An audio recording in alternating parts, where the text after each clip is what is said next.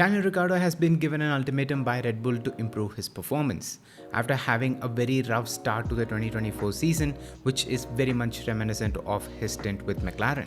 Red Bull advisor Helmut Marko gave a very subtle kick in the back to both the RB boys to speed up their pace at the early stages of the Australian Grand Prix weekend, for which Yuki Tsunoda responded to it the best way by putting his car in the top 10 during quali and finished the race P8 on track, but got P7 after benefiting from Alonso's penalty, which helped RB to leapfrog Haas to get P6 in the Constructors' Championship, which earned him a lot of praises from the Austrian, which is a very rare thing to get from him. On the other hand, Ricciardo failed to match Yuki's pace throughout the weekend to finish the race P12. He also claimed that the team needs to look into his car to make sure that there is no hidden damage to the car that's causing for the pace deficit.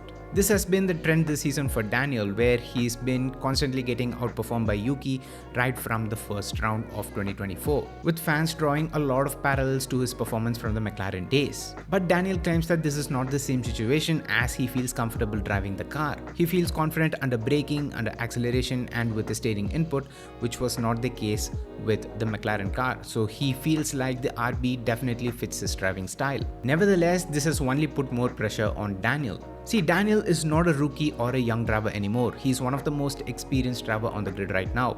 So if there is anything wrong with the car, if he doesn't feel comfortable with it, he should be able to point it out. And I hope RB does a deeper investigation on his car to make sure there is nothing wrong with the car, as an underlying airline crack to the chassis can easily cause for the performance difference no matter how well he drives the car. But in a case where the car is proven to be fine in the investigation, that just further adds more scrutiny to Daniel. As I said at the start of the season, this could be a rivalry that could be fun to witness. Well, there is one, but I have a feeling that this could have a very anticlimactic end. With Red Bull allegedly giving Daniel an ultimatum, the next couple of races are a make or break for Daniel. So if he fails to improve, last year's super substitute Liam Lawson will replace him in the RB team for rest of the year and for 2025. Because let's not forget, Daniel joining the RB team was not a part of Helmut Marko's plan.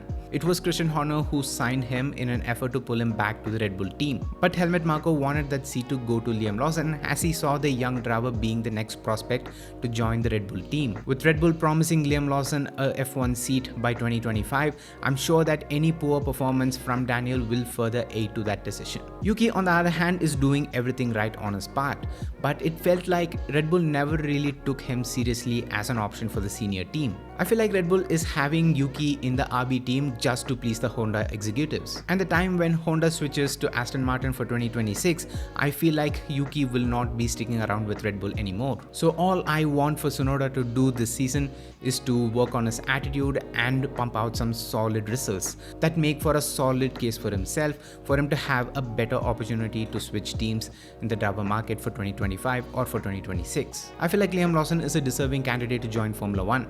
Making him wait any longer would be an absolute crime, especially after he showed what he's built of in 2023. Daniel has had a pretty rough time in Formula 1 since he left Renault. I feel like he fitted that team, and everything between him and that team just felt so right. But moving to McLaren, especially knowing that the driving style of the McLaren car is pretty unique to any other car on the grid, was a massive career gamble. With him quitting McLaren after a failed relationship, his return to AlphaTauri last year felt pretty reassuring. But his start to the 2024 season and his poor performance is not doing him any favor. So yes guys, with that being said, I would like to wrap up this video, and I hope you all enjoyed. If you did, make sure to hit that like button and let me know down in the comments on what are your thoughts on Daniel Ricciardo's performance in 2024. Do you think he'll be able to step up in the upcoming races? Do you think he'll be able to hold on to that seat? Or do you think Liam Lawson will claim his seat mid-season in typical Red Bull fashion? Leave it down in the comments. With that being said, subscribe to the Renmaster channel if you haven't already, and also hit that bell icon while you're at it so you get notified whenever I upload a brand new video. And until next time, it's me Vinesh from Renmaster, and I'm out. Love you guys, stay safe, peace.